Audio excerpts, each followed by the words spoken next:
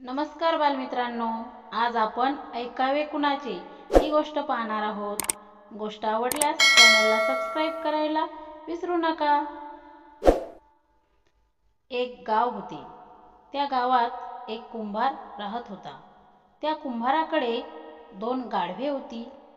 एक गाढव मोठे होते तर एक लहान होते। अचानक कुंभाराची बायको आजारी पडली। कुंभाराला पैशांची गरज पडली। त्याने आपले लहान गाढव विकण्याचा निर्णय घेतला। दुसऱ्या दिवशी सकाळीच त्याने आपल्या मुलाला सोबत घेतले। लहान गाढव घेऊन दोघे पायी चालत बाजाराला निघाले। बाजारच्या रस्त्याने अनेक माणसे चालली होती।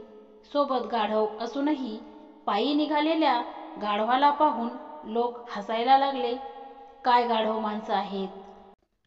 सोबत गाढव असून त्याच्या पाठीवर बसण्याऐवजी पायी चालले आहेत।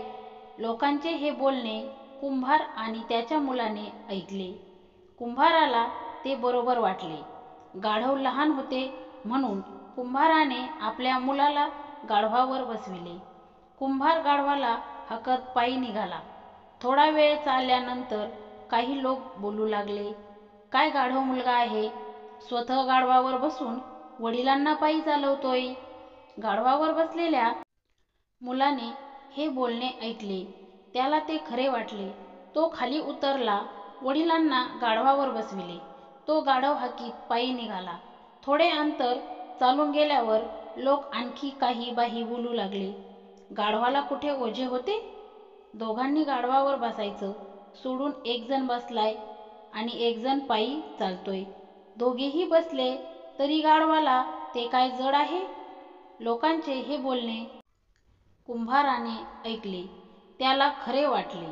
त्यांनी गाढव थांबविले आणि मुलाला आपल्या समोर गाढवावर बसविले। कुंभार आणि त्याचा मुलगा दोघेही गाढवावर बसल्यामुळे ते गाढव वाकले होते, हळूहळू चालत होते। ते पाहून बाजाराला निघालेले काही लोक म्हणाले, काय गाढव लोक आहेत! एवढ्याशा गाढवावर दोघे दोघे बसलेत! खरं पाहता गाढव इतके लहान आहे की यांनीच त्याला खांद्यावर घेऊन न्यायला हवे। लोकांचे हे बोलणे कुंभाराने आणि त्याच्या मुलाने ऐकले। त्यांना ते खरे वाटले। एवढ्याशा गाढवावर दोघांनी बसण्याचा गाढवपणा आपण केला असे त्यांना वाटले। दोघेही गाढवावरून लगेच खाली उतरले। त्यांनी गाढवाला खाली पाडून त्याचे समोरचे 2 पाय एकत्र बांधले, नंतर मागचे 2 पाय एकत्र बांधले। या बांधलेल्या पायांतून एक लाकूड घातले। हे लाकूड समोरून कुंभाराने तर मागच्या बाजूने मुलाने आपल्या खांद्यावर घेतले। आता बाजार जवळ आला होता।